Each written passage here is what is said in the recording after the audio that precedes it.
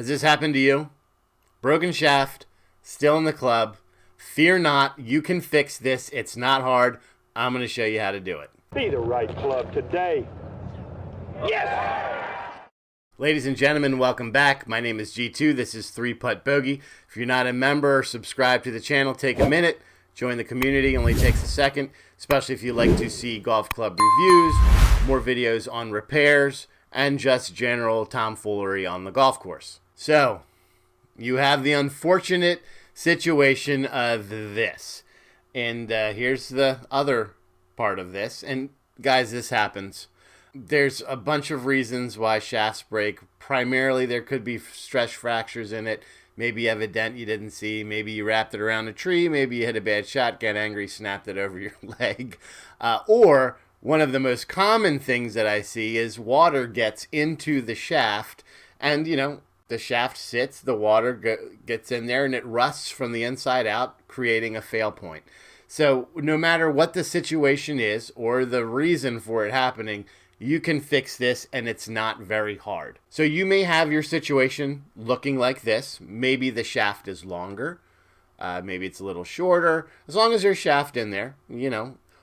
Or you could have the situation where it has sheared off right at this little hosel juncture. I'm going to show you how to fix all of those situations here. We're going to run over to the shop, and we're going to take care of this. This is also a really great tip because I have found so many clubs on the driving range or on the course that people have just left because they don't think that this is fixable. So not only is it fixable, it's easily repairable. It's easy to get that shaft out. And if you actually have the leftover shaft, the broken shaft, don't throw these away. I've got another video coming up soon that's going to show you all the different things that you can do with what you think is a trash shaft, and you would be surprised. So let's head over to the bench, and we're going to get this guy out in a jiffy. All right, here we are. Don't blink, because you're going to miss it.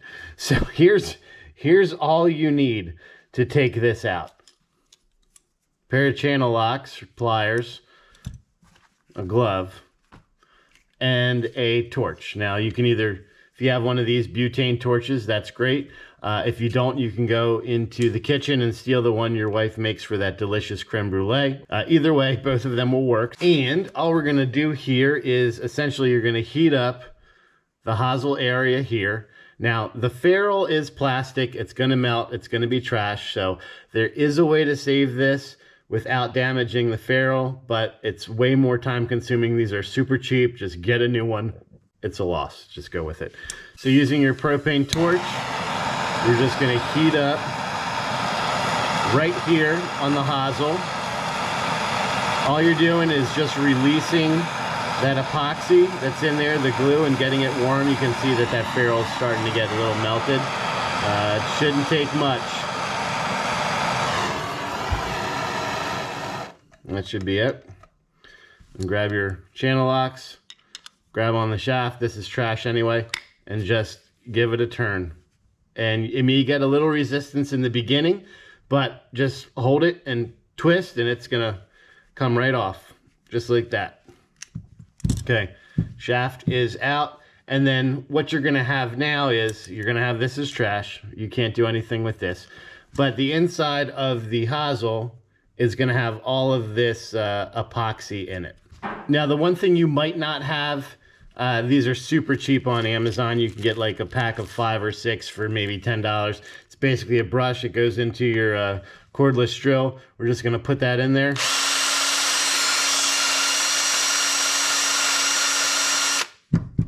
Now you can see bottom of that hosel, inside, totally clean. There's no epoxy in there. Club head is saved. Now all you need to do, just get your new shaft and make sure it's kind of warm still, and your new ferrule, and glue it up. That's it. It's done. So let's say you had the unfortunate situation of this thing breaking flush with the top of the hosel. Obviously, you won't be able, if there's nothing for you to grab onto, or maybe there's just a little bit where you can't get a good grip, this is what you do. You only need to buy this thing once, and it's going to cost you about 17 cents at the hardware store. So take the club to the hardware store, and you're going to find some kind of lag bolt. Okay? Something with a nice coarse thread. That's what you want. And you're going to find one that fits into, remember this is going to be inside of the hosel, right? Something like that. You're going to find something that can thread itself tightly into that shaft, like so. Okay? It doesn't have to be perfect.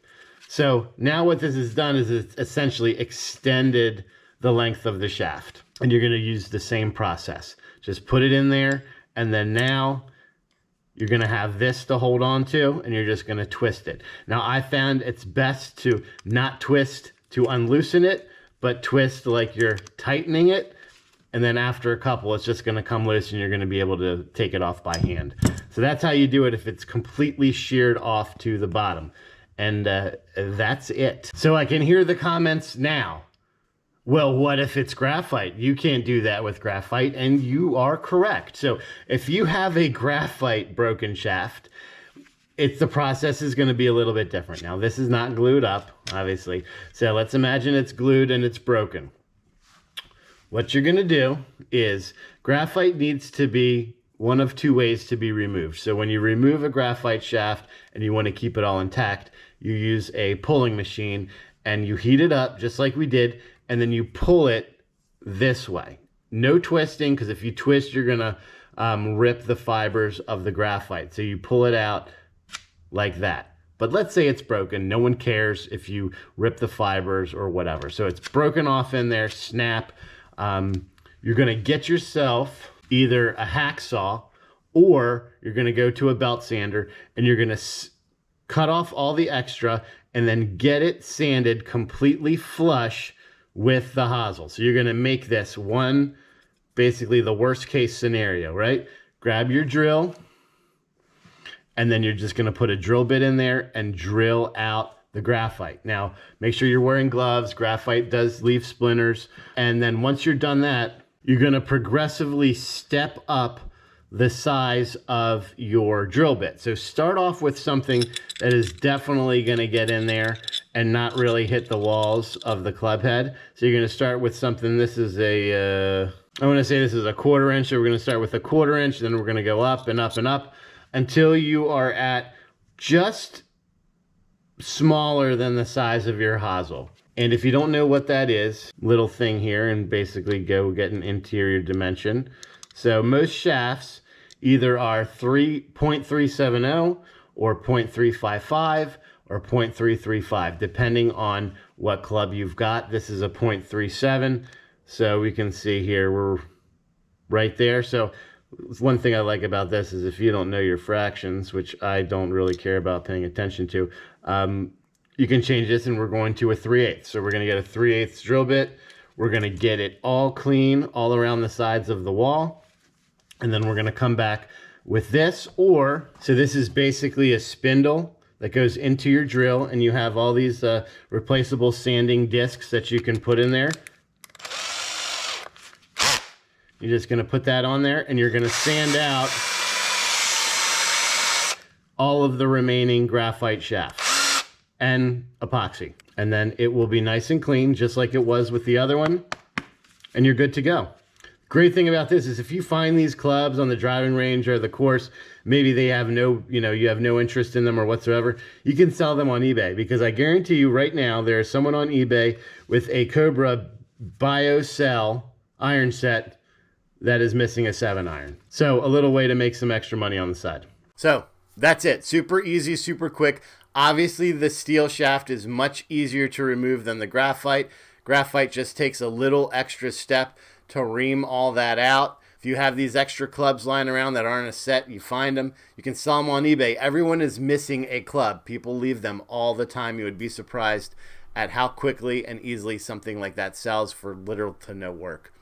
Now, coming up in videos soon, we're going to show you what to do with those shafts. So the broken shaft, what could you possibly do with a broken shaft? There is a lot that you can do with it as well. If you haven't checked out our subscriber giveaway, for the custom ping putter that we did here on the channel.